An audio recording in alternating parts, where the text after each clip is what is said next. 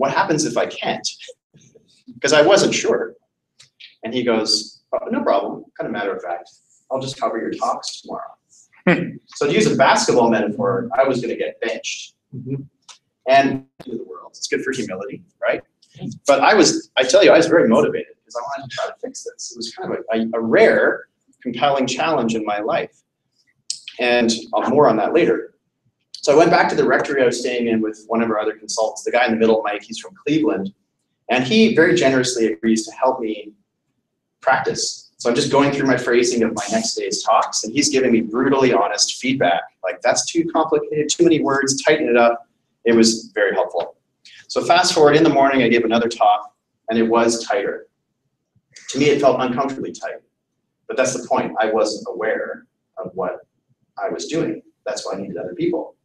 In the afternoon, it felt like I had scratched out 3 out of every 4 words in my thing, and I gave a very crisp talk, and the team was like, that was amazing, how'd you do it? And it was a beautiful experience at the end. Affirmation of discovering an area of weakness and then correcting it with help. So I share this story with you because it gives a vision or a picture of the work that we do and the need that there is. And my conviction is that underlies the work we do in this presentation is basically, we have many wonderful apostles out there in the church, priestly and lay, I'm using the word apostle loosely, in schools, in parishes, and dioceses, who have not tasted and benefited from what I had in that experience in Orange, California. And what was the recipe? The recipe was a small, cohesive team, that's A, that had cultivated trust and a commitment to real, constructive accountability given in love, who accomplished something beautiful and important together, and was willing to say the hard truth in love so that could happen. And back to my professional history. So I'm a convert. My wife and I entered the Catholic Church in 2001. Long evangelical lineage. We've got 5 children now, thanks be to God. And I did graduate studies in Catholic theology and catechetics, and started working for the Archdiocese of Vancouver, which by many standards, at least in our country, is a very dynamic and solid archdiocese. We don't have the dearth of priests that many other places, at least in our country, has. And we actually are evangelizing in some places, so that's a debatable point. Numerically, our parishes aren't declining, but we cheat because we have Asian immigration. So we just have a factor that you don't, without which we'd be like many other places, I suspect. So in my work, great diocese, wonderful leadership, wonderful colleagues, I wasn't on a team for about 10 years. And I didn't even know what that would mean. And so I soldiered along. I was directing the adult evangelization office for the last 3 years. And they're great people, great initiatives. But I don't think I was thriving. And I realized after this experience and after diving into the work that I'm now doing, which I've been doing for the last 2-3 years, is I was missing that recipe. I was too alone. And I suspect too many Catholic leaders are far too alone. And just being surrounded by colleagues doesn't mean you're not alone. And this is another topic, but maybe if we have time, I'd like to talk with you about the fraternity of the priesthood along these lines too, because I suspect many of our pastors are de facto very isolated from their brother priests and sometimes from the bishop as well. So maybe more on that later. Okay, so I mentioned this idea of organizational health. And have any of you read the book, The Advantage by Dr. Bunchum? Anybody read any of his books? Okay.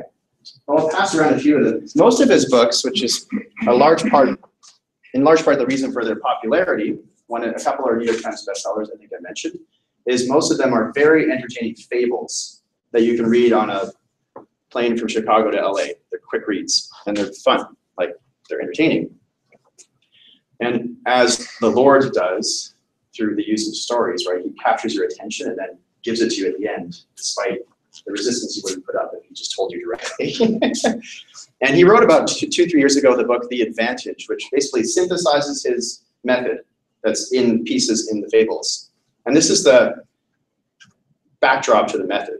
It's this conviction that to be effective in the true sense of the word, in the true human and Christian sense of the word, bearing fruit, thriving, fully serving others, working with joy, you have to be both smart and healthy.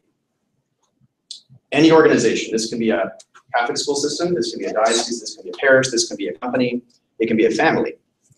So the SMART dimension are the things you see there. Very common sense stuff. This isn't sophisticated. Having a plan, pastoral plan, or a strategy, so you know where you're going. Having good finances, which has come up a lot this morning. Good marketing, technology, programs and leaders. Interesting, necessary disciplines that you all, I'm sure, have to think about a lot and do a lot in regards to, rightly so. The other dimension, which is very different, but just as important, maybe even more important, is the healthy dimension, as we call it, where there's, at the supernatural level, which is obvious, there's a reliance on prayer and grace. Right? Our roots are from Jesus Christ and the church's sacramental life. And then on the natural level, you have thriving leaders. By that I mean as follows. A pastor or a principal or whomever isn't trending towards burnout or working too much or not ever exercising or seeing friends or praying. All those things that can happen when you work too much and in an under-supported manner. No silos. And in case that metaphor isn't something you're familiar with, it just means when colleagues who should be on the same team are in their own little container in relation to their other colleagues. And at best, in its most innocent expression, that just means there's not a lot of collaboration between good people, so we're kind of wasting opportunity. At worst, it's ugly politics, turf wars, and infighting, which happens everywhere, as far as I know. Minimal politics and confusion, high morale and productivity. So are people thriving and bearing fruit or not? And low negative turnover, meaning talented people stay. They don't leave readily. So we'll use a simple metaphor to capture these two dynamics, these two aspects. And it would be, think of the healthy dimension. So let's say, I know Father Chris from what he just shared, he's a pastor and has a school. So let's say your parish, Father Chris. The healthy dimension is like the soil of your garden. And the smart dimension is like the plants of your garden, if the parish is your garden. People who see this, I've never had someone disagree with this proposal, this framework before. Maybe they haven't told me, but I never hear it. But what happens is the Father Chris's of the world that see this, they say intuitively that makes sense. I got to tend to the healthy side maybe a little more. That's what's causing stress, and that's what I don't know what to do about. But they tend to go back to their desk and focus their attention where? Mostly, do you think? Which side, healthy or smart? Smart. Find the smart side, yeah. And why do you think that is? There are lots of correct answers. You see the plant more than you see the soil. That's right. It's more observable. Yeah. What else? Other reasons why you might not tend to the soil as much. Time bound. Pardon me? More time bound than urgent. Yeah, that's right. There's some deadlines attached to the left-hand side. How about just the fact that it's messy people issues that you were never trained to deal with? Like I've taught in our seminary back home. Catechetics course a number of years ago. That's my academic background. And I work with our young seminarians and a lot of our priests, which has been a great joy and really interesting. And I know what isn't in their seminary formation. I know what also isn't in their early pastoral appointments, the stuff they're not getting. Like how do you, for example, recruit and form a small team that's cohesive and has trust and healthy conflict, which I'll get to. It's just a different aspect that isn't necessarily there. And okay, enough on this. So, well, maybe one more thing I'll say. What we find is, back to the gardening metaphor, if the soil in your garden gets better, like I have a garden that I just, we moved in February, new garden, little vegetable plot, and I like to grow vegetables. And I was itching to get going. And I live in Vancouver that has a very temperate climate. We're like Seattle's climate, the Emerald City, which is therefore, as you probably know, quite rainy and not very cold. So you can grow stuff actually year-round, certain plants. So in February, I'm thinking by March, I want to be planting things. But I consulted my friend who said, like, hold on, you need to fix the soil first because it's probably lacking nutrients. Like get some fertilizer, get some compost. So thankfully I did. And now I'm eating lettuce, right? I'm eating the stuff that I've grown there. If I had not done that, I would be eating less lettuce, right? So when we find, just to finish that, we find that when you work on the healthy side, it actually allows you to not only facilitate the smarts, it allows you to more fully tap into and actually grow the smarts. So what do I mean? What you already have in place, your marketing plans, your finances, your programs, your use of technology, you'll be able to more fully use without inventing or buying or approving a new initiative at all. You're just tapping into what's there and learning as you go. Okay, so very quickly, these are the 4 disciplines. This is the framework we use. And this isn't just a sales pitch. It is a sales pitch too, just to be blunt. Father knows that. But this is stuff you can apply whether you work with us or not, because it's inherently very simple. There's 4 disciplines that every entity in our understanding needs, whether it's a diocese, school, parish, what have you. And these disciplines by their nature are rooted in reason, in common sense, and in virtue. And so Lencioni is kind of like a prophet in the boardrooms of like Chick-fil-A and Southwest Airlines, because he's just found an in through the usefulness of his stuff, but all this stuff is based on the Catholic worldview, as far as I know. The disciplines are simple, and the disciplines are hard, and that's why people just don't do them readily. In other words, it's a call to sacrifice, and that's uncomfortable for all of us. Here they are. Build a cohesive leadership team. And how many of you heard Patrick Lencioni speak in Orlando? Were any of you actually there? I wasn't there, but I watched it. Okay, so you can see it on YouTube on, I think, The Amazing Parish. He's the co-founder of the Amazing Parish movement. So I should give you a quick overview of it. The first discipline is to have a team. So the premise behind this is that it's not good for man to be what? Alone. You know, that's the foundation of Catholic anthropology in the book of Genesis. And we can't, that doesn't just apply to one's vocation, one's relationships with God and with each other. It also, I think, applies to one's work. You should not be alone in your work, because your work is a lot of your life, isn't it? And we're called to work. I mean, I spend more time in my working hours with colleagues and clients than I do with my wife of 16 years. That's interesting, isn't it? You think that that should be working well. So build a cohesive team. That's the first thing. There needs to be a team. So if someone doesn't have a team, I would urge them to get one. And it's not that complicated. It just takes some difficult, careful thought. And a note about the team, about the structure. It should be, in our view, about 3 to 8 people. If you have a team that's bigger than 8, the challenges are, it's hard to build trust, it's hard to build rapport, it's hard to get schedules together for meetings, because it's just so many people. It's logistically difficult. It should be small. And then it needs to become cohesive.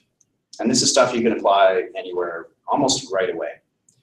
This is the 5 behaviors of a healthy team, or the 5 dysfunctions. You know, what I'll do is I'll pass around some of these books, just read it. I'll pass around the rest of them. You can just have a peek at them. He wrote one to pastors recently, and I think he sent it to every pastor in the country, didn't he? Who is a pastor? Anybody? Yes. Yeah, he did. Didn't he mail them to every pastor? That he offered that book as well. Right, for free online now, I think he's offering it or something. Anyway. The Better Pastor. Yeah, The Better Pastor. The bold title. He's a gutsy guy. All right, so the team cohesiveness starts with trust. And trust is a very simple idea, hard to do, because the root of it is being vulnerable with your teammates. What do I mean? Being able to ask for help. Being able to admit your limitations and your weaknesses and your faults. Being able to apologize when you screwed up, when you didn't follow through on your commitment, whatever it is. Praising people's gifts that you don't have. That cultivates profound trust. And it's the necessary foundation for everything else. You cannot bypass it. And I could tell you lots of stories, but I'm mindful of the clock. We'll see. Maybe at the end I'll tell you one. The next is conflict. And conflict is a team where there's trust should be able to have passionate, at times uncomfortable discussion, debating what they're going to do to seek the best decision, the best answer. Of course, in the parish, in the school, well, whoever's the leader needs to decide ultimately, but they need input, right? They need ideas. This is a good thing. And we're talking at the level of ideas when I talk about conflict. I'm not talking about personality stuff or personal attacks. That's a different thing. And a team that can passionately debate things, if there's high trust, just knows that they're seeking the good. It's not a personal thing. And you know, the irony here is, in the Catholic world, I suspect, we have a doctrine of sorts, which I call the doctrine of Catholic nice. Maybe others have articulated that, but I probably didn't make that up. And I'll just describe it like this. So basically, to challenge and to be uncomfortable in our discussions, is somehow lacking in charity, right? Like if I have a discussion with Father and Father asks me, like, do you think we should do this program for youth ministry or this one? And he's like, I really want A. And I say, really, Father? I think B's a better idea. Not after it's been decided, but before. Then I'm somehow like anti-Father, right? And it's wrong to say something. That's the doctrine of Catholic nice talking. Like Jesus never said, go and be nice to your neighbor. He said love, and love's always attached to the truth, as you all know. So a little story here. I mentioned conflict is around the idea at the level of ideas, of just discussing ideas to seek the best answer to move ahead in serving the Lord and the church's mission. And let's say, I'll use a school analogy. Let's say there's the principal of the Catholic school is a priest or layperson, doesn't matter in this. And let's say it's Father Jones, who's actually the principal. And he says, hey folks, we need to do something about marketing. We're struggling with declining enrollment. So who has some ideas about things we could do? A brainstorming session. And let's say Paul is on staff as the Dean of Academics, and he's a little older by that time. And Paul says, you know what? I saw this idea somewhere else. I think we should try it. I think we should establish a petting zoo right next to the school, because think of how it will attract all this attention. And if they come and see the animals, the parents and the kids, they'll get to know us and they'll want to come to the school, right? And let's say somebody else is on the faculty here, and you're like, that's a really, really bad idea for these 6 reasons. One of which is legal, one of which is sanitary, you know, like all kinds of things. But you don't say it respectfully to Paul, because that's not nice. So you've avoided that conflict. Guess what usually results? Paul will bring it up again. People kind of bypass it, or maybe just tiptoe, you know, the same thing. Just ignore it sometimes, kind of move on to the next item on the agenda. But what starts to happen in my heart as a colleague of Paul, usually, is I start to grow in kind of like, I just don't really respect the guy. I kind of think he's an idiot. And maybe in the parking lot with my buddy on staff, I tear Paul to shreds under the guise of venting, right? But at least I didn't disagree with him. Isn't that good? See the irony here.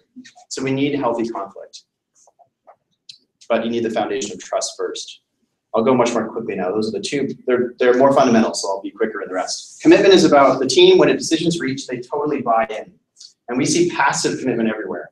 It looks like this. A meeting, a proposal, the leader asks for input, maybe doesn't get a whole lot of input, which is sometimes because there are too many people in the room and no one is indicating resistance to the proposal. And so he or she, the leader, assumes that everyone's with me, right? They're going to leave the room and execute. But guess what happens outside the door? Half-hearted execution. And he's like, what the heck happened? I thought no one said they didn't like the idea. It's because they passively committed. And this ties to structure. I've worked with a number of schools this past year and a half. It's been really interesting and fun. And I'm working with a few, my first in your country next week, actually, in Phoenix. And often the structure looks something like this, where you've got one principal, and say it's an elementary school, you might have about, 20 staff in total, your grade teachers and then learning assistants and other persons. That's at least what our typical school structure looks like back home. And so if he or she is trying to propose things and get real input in a room of 20 people, I say that's a problem. You won't get candor because you can't build trust with 20. So that's why it's an implicit argument for having a small leadership team at the top. So what I do is I have them, and this is something you can do. It's inherently simple, is pick 3 of them who are good leaders and can be somehow a little bit maybe freed up from the classroom, even if they're a teacher, for example, maybe even 10% through the use of substitutes, and have them be your team, and then structure the rest of the staff under them. This is Old Testament here, right? Where's this story found in first? Yeah, Father Chris. This is in Exodus. Yeah. Who was the first management consultant? It was Jethro, right? Moses had the whole burden of Israel on his shoulders, and Jethro's like, you can't do this. You got to delegate. And so he subdivided all the people, so it wasn't all on him. This is like changing this guy's life in my world right now. Priests and principles. I'll tell you some stories in a second. So passive commitment, it's a subtle toxin that demoralizes people. And the principal, poor guy or gal, has to just doesn't even know the source because no one's talking to them. It's like maddening. To get commitment, you have to invite conflict, which means a small team. If people can't weigh in, they can't buy in. And I see this with bishops to priests too, right? Gather all the priests together and pitch something from the top, and there's 70 or 100 or 200 guys there. That's the problem. That's the first problem. You're not going to get candor. And trust can't just be quickly invented. I can't just tell you to trust me, and you will, right? It has to be cultivated. Lastly, not lastly, almost lastly, accountability. So in Orange, California, I received corrective feedback from my team members, and it was beautifully fruitful. And I think we have an utter void of real Christian accountability in many Catholic systems. No one's being honest with each other. And it's not just about disciplining people, it's about helping people become excellent, which hopefully all of us want. That's what God calls us to. One nuance here is accountability in our model here should be peer-to-peer, substantially peer-to-peer. And isn't that Matthew 18, right? If your brother sins against you, go tell the supervisor. Is that what Jesus said? Yeah, you missed that a little bit. Or if your brother sins against you, go and gossip with your friend. Now, what does it say? Go and show him. And if he doesn't listen, bring your friend. If they don't listen, bring him to the church. Like, go up, ratchet it up. So the framework is, for excommunication, among other things, but also just basic Christian relationships. You need a small team, though, for this to actually be productive and realistic. So back to structure A, 1 to 20, or even more than 8 or 9. How is that? Let's just draw it up here. Can you see how this is?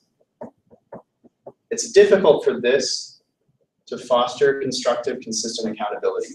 This is kind of a management point. It's just a community point.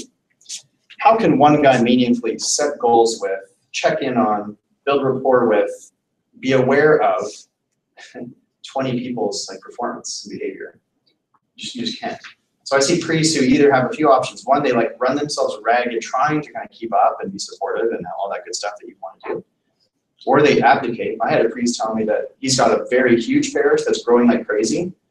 It's beautiful, but he has no structure. And he said to me very candidly, he said, oh yeah, I had a kind of a quasi team, like a advisory team about 6 years ago. He has staff, but they don't equal a team in his case. He said he had this advisory thing. It was kind of unorganized and not very helpful, so I just let it go. And I just, frankly, hope things work out. He chose strategically to not know what was going on in his parish because he couldn't manage it. It's not good, right? He knows that's not right. He knows. He just doesn't know how to solve it. So accountability is the next one. And then lastly, results. And I'll give you a simple metaphor and then I'll wrap up quickly and invite questions. Think of your school, those of you who have a school, as by analogy a boat. So I'm not an artist, as you can clearly see. And every boat of some size, like a ship, has a crew, right? So we'll say, hopefully, you have a principal and who's correctly tied to and being influenced by the priest if it's a Catholic school. So however this might look, okay, let's say this is the priest and this is the principal. Maybe the priest is the pastor of the parish. If you're a parochial school and the principal is like a key member of the team of the parish, that would be ideal, and I see that happening. And then there's staff persons who are leadership team on the boat. So when I talk about results, I'm meaning the results should be primarily shared ones. So we're rowing in the same direction, not just departmental ones or results attached to my ego or career aspirations, which divide people. And what that would look like is, let's say my director of athletics, if I'm in a bigger school, hits an iceberg. So let's just stick with the boat thing. We're going along, this person is in charge of that area. The ship hits an iceberg, water's coming in because the hull is gashed. And let's call this person Susan. And so Susan has a big problem. But who else has a big problem? Everyone else on the boat. Yes, because you are one entity. And to think otherwise is not only impractical, it's wrong, it's incorrect, it's false. But many operate with that de facto mindset. If I just take care of my department of, say, religion or athletics, the rest is not really my problem. And then the poor beleaguered principal or pastor has to manage all these disparate, divided parts, and you pull your hair out. So the results should be shared ones. I could tell you a story if we had more time about Scottie Pippen after Michael Jordan retired. I'll tell you the 1-minute version. The Chicago Bulls, they won a bunch of world championships, as you remember. And he retired, and Scottie Pippen was the next, I think, captain, and they were in the NBA Finals the next year because Jordan and co had built up just a great team that didn't rely entirely on Michael Jordan. They're in the finals, game 7, I think, 2 seconds left. They were down 1 point, and Phil Jackson, the coach, calls a timeout to talk about what the play is going to be. And he decides, as the leader, we're going to inbound the ball to Tony Kukoc, a very talented player, who will take the final shot. And Scottie Pippen hears this, and guess what his response is? Do you know the story? He says, "I'm getting the ball, coach." And coach says, "No, you're not, Scottie." And you know what Scottie does? He sits out the final play as a little crybaby on the playground. They inbound to Tony Kukoc, he sinks the basket, they win the world championships. Guess who lost everyone in the world's respect, right? But you know what he did, which was kind of admirable? At least he showed everyone that he's not a team player versus hiding it. I'm being cheeky, right? So those are the 5 dysfunctions. So here, let me talk about some school stuff. Maybe one thing first, just to go a little further in the methods. The first discipline is to create a cohesive leadership team, which can truly change everything. I don't think that's an overstatement, at least from my experience. The second is that the team has to be intellectually united. There has to be clarity of mind. You can read about this in that book, The Advantage. There are these 7 what we call critical questions whereby you're of one mind. And we believe these are fundamental of their nature. They have to be answered by the team in unison. And if people disagree on those things where they can disagree, I'm not talking about things that come from the church itself, which we aren't free to disagree about, but how are we going to approach marketing? You know, whatever it is, that the leader decides and asks everyone to buy in so that you're rowing in this exact same direction, which requires another virtue, which is obedience, tied to humility. So this framework allows you to be of one mind so that you aren't going to be pulling yourselves apart quietly or not so quietly. All right, so some stories. So just some case studies, and then I'll let you respond if you wish.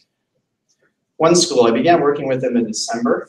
We start with a 2-day training process with the leadership team. Prior to that, if he or she doesn't have a team, we help them figure out who should be on the team, using some very common sense criteria, right? Are they, a disciple, first of all, and a joyful Catholic who is bought into the church, his identity in life?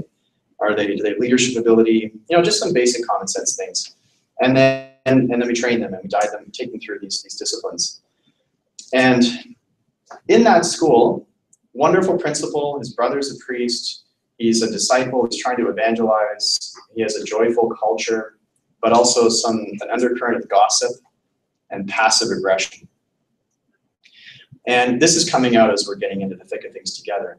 And what they realized is, first of all, they had this structure, and that was the first thing we fixed. We got them to this.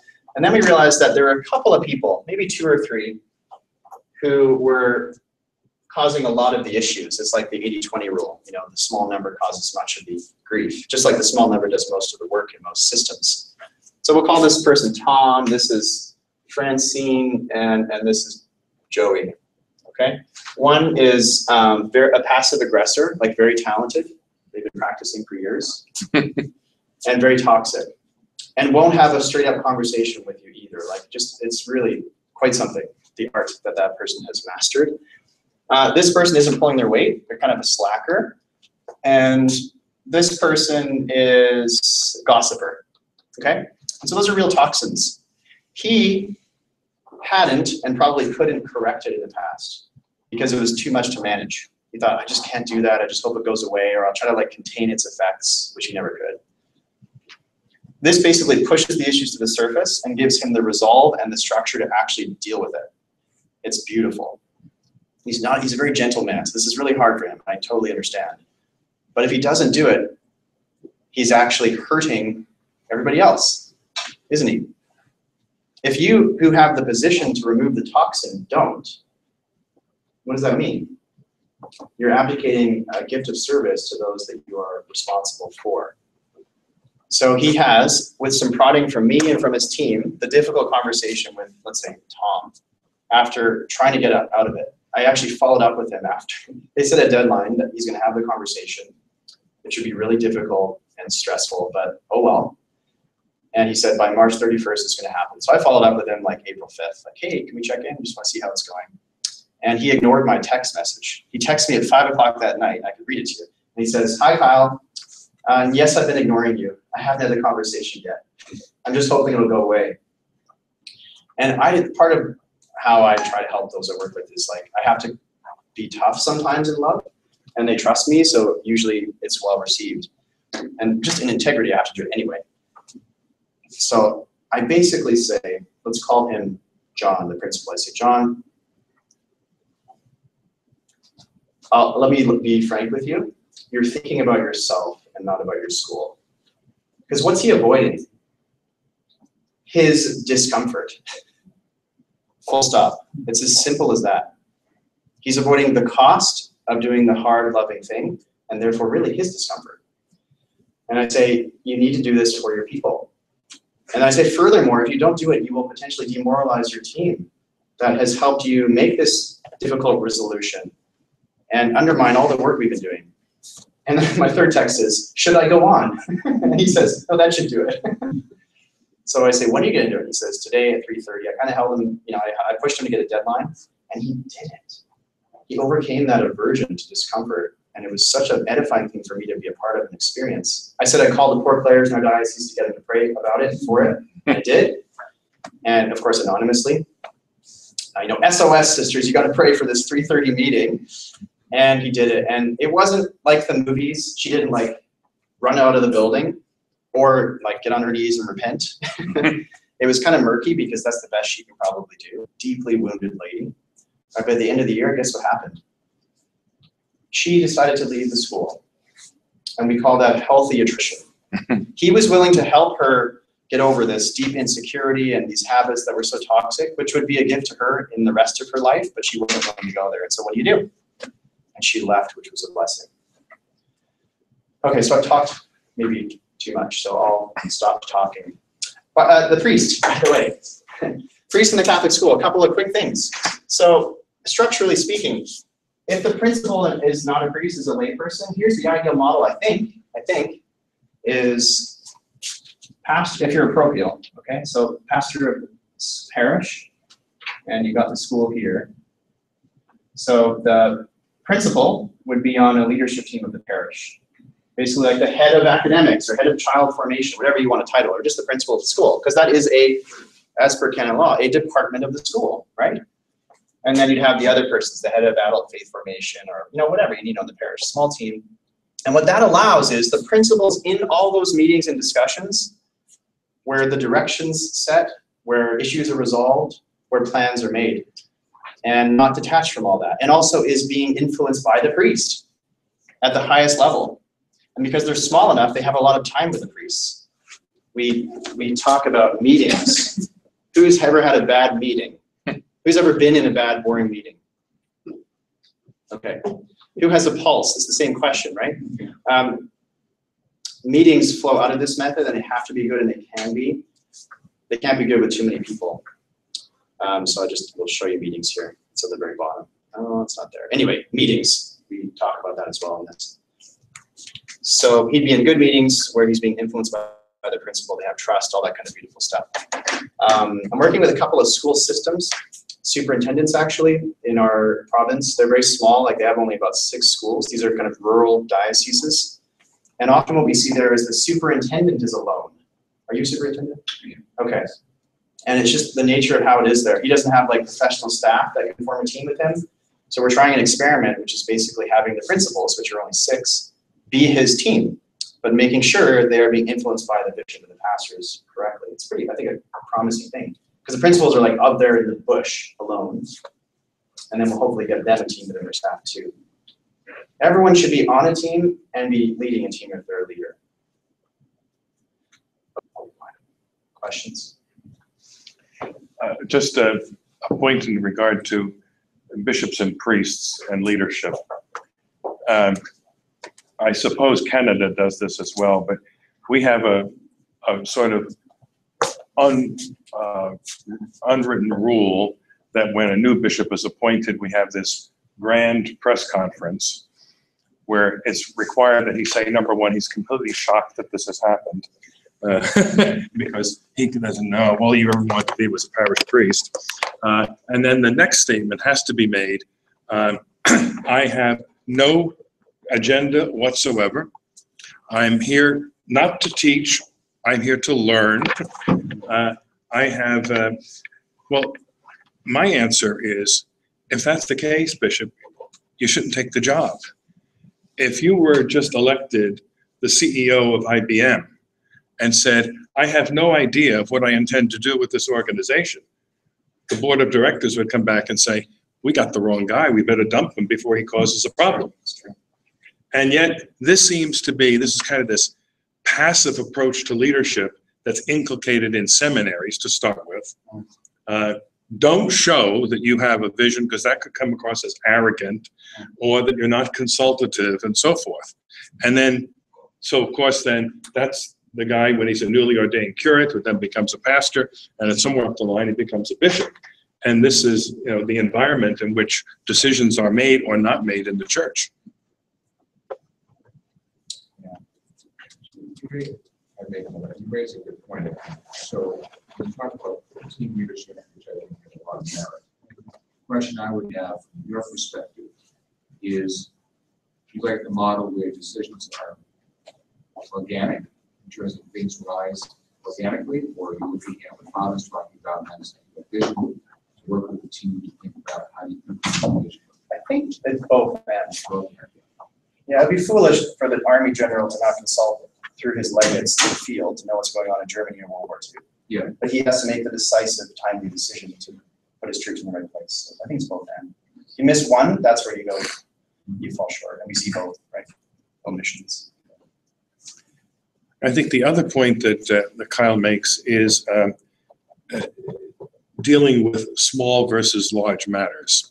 I've always had the policy, deal with stuff when it's small, and you never have to deal with the big stuff. An ounce of prevention is worth a pound of cure. Yeah. Well, for instance, I was, as a school administrator, always a bear on dress code enforcement. I stood at the front door of the school every morning with a big pad of detention slips and just say, fill it out. No crisis, no bad blood, nothing, just do it. And, our Lord says, faithful in small matters, faithful in greater affairs. And one day I'm walking, I used to hate the idea of these dances that require dates, because I don't believe Catholic kids should be dating. Yeah. And at any rate, I inherited a formal dance. I got there in August. The calendar was already set. It was going to be a Christmas dance, and you had to have a date. It's also vocationally goofy. Oh, of What if course. they're called to not have a Sure. spouse, right? Exactly. Yeah. Digress.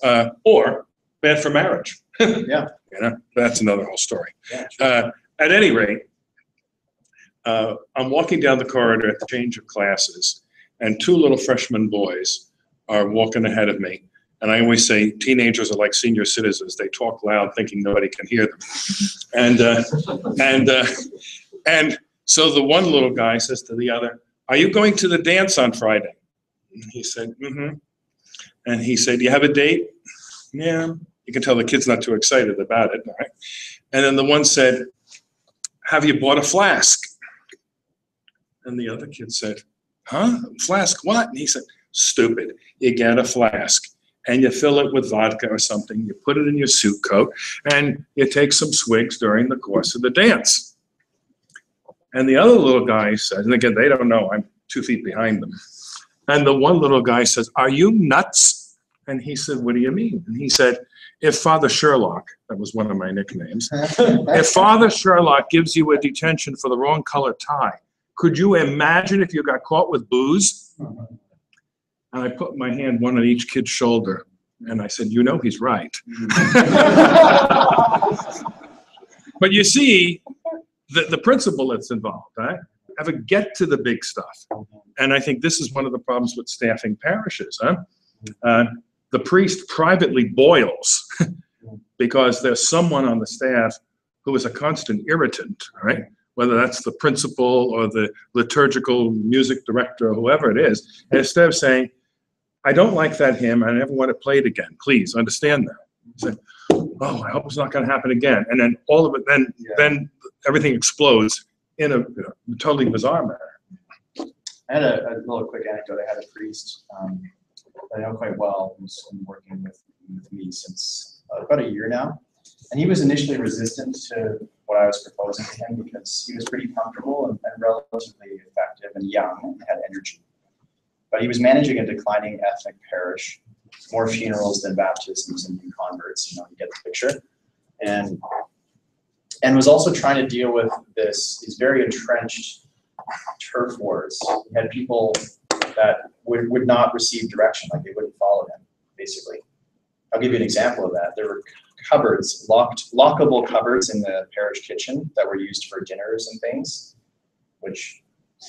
and he actually could not have it be that he could get access to these cupboards.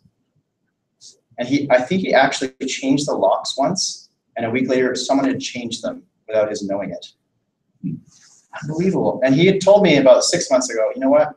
The decline, I'll just say what it is, not to poke at them, but it's an Italian parish, okay? We do that already. It gives you a sense of the, it's a Mediterranean fire, right? So he said to me, I'm just gonna let the sleeping dogs slide because they're gonna die off in 10 years. And I didn't say it at the time, maybe I should have, or I didn't even think of it. I should have said, but are you gonna be able to survive 10 years? That's A. And what about the people in the neighborhood that need Jesus Christ that you don't have the time to get to because of the stress from that? Think about them. Because your parish isn't about the people who are here, especially the ones that don't really need you per se, We forget about that. The parish exists for those who aren't in it yet. And if we can't do that, why is that? It's because he's stuck in managing this disorganized mess. So we get him a team. He gets used to having a team. He's had to have some rough edges sharpened of his own, but he's willingly submitting to it. Like he talks too much, for example. He's like checks his phone during meetings, both of which I've been kind of correcting and he's receiving. It's really beautiful. And the team's getting encouraged to say those hard, kind truths to Father, which they have to overcome too, right? Collar doesn't equal infallibility and impeccability, right? And a good priest wants feedback.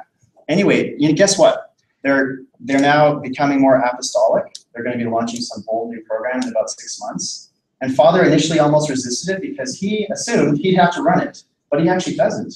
One of his delegates is running it with his oversight and with the team's collaboration. So that's been liberating for him. And now he's actually correcting the sleeping dogs. And it's so cool to see. Like he's changing as a leader and as a man.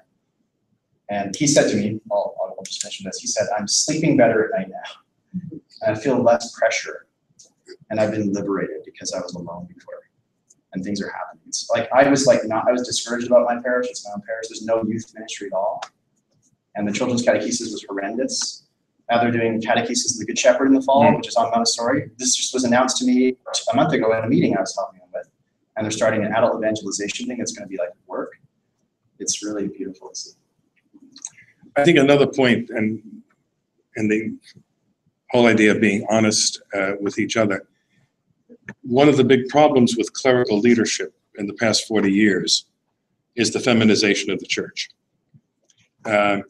So that a man can't act like a man and say things in a manly fashion without being perceived as oppressive. Right.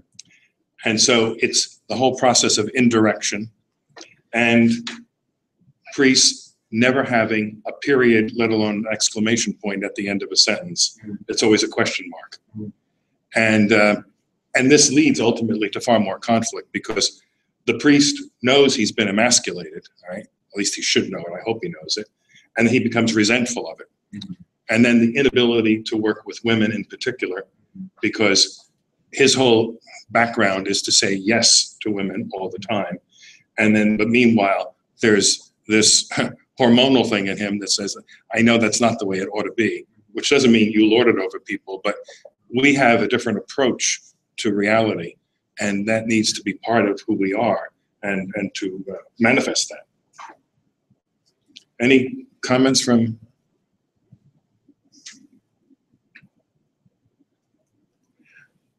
On your team making you pare down your talk. If I had been on the team, I would have told you what I did as a high school English teacher. I thought you were going to give me feedback on this one, which I'd welcome actually. I'll do that privately. When I taught high school English to freshmen, they had to do a 2-page paper on the work of literature that we were studying, 2 handwritten pages, handed in on Monday. I read them all on Monday night, 90 papers, right? Corrected them, gave them back to them on Tuesday. They had to take the 2-page essay and boil it down to 1 page, give it to me the next day. I reread them, gave them back to them, and they had to make the 1 page, 1 paragraph. Yeah, concision. And that's just an awfully good point for preaching too, I think. You know, who was it? Was it Twain or Franklin that said, "I would have given a shorter talk if I had more time"? So brevity. Which is also the soul of wit. Yeah, that's right. Anything else for Kyle? Thank you for your attention. Good. Well, thank you very much. You're welcome. And when you get back to the ranch, give my best to your great Archbishop. I will. You know, do you people know Archbishop Michael Miller? He was the president of St. Thomas. He's a Basilian father, Canadian by birth, and then got himself American citizenship as well. But he was the president of St. Thomas University in Houston and really turned that whole thing around and made it an authentically Catholic environment. And then he had worked in Rome as a priest. He'd worked in the Secretariat of State, then went back to Houston, did a good job there, and then got brought to Rome to be secretary for the Congregation of Catholic Education. That's where he became the bishop, and did a good job, but ended up as the Archbishop of Vancouver, where there were all kinds of problems. And among other things, he's brought in wonderful communities of sisters. The diocese hadn't seen real sisters in years. And he's got, does he have the Nashville Dominicans? He has the Ann Arbor Dominicans, the Franciscan Sisters of the Eucharist, all of these wonderful nuns that are populating the diocese now. So he really has he's done a great job there. What's it, about 5 years now? I think more, he's 7. Something. All right. Well, let's take a 10-minute break, and then we will reassemble.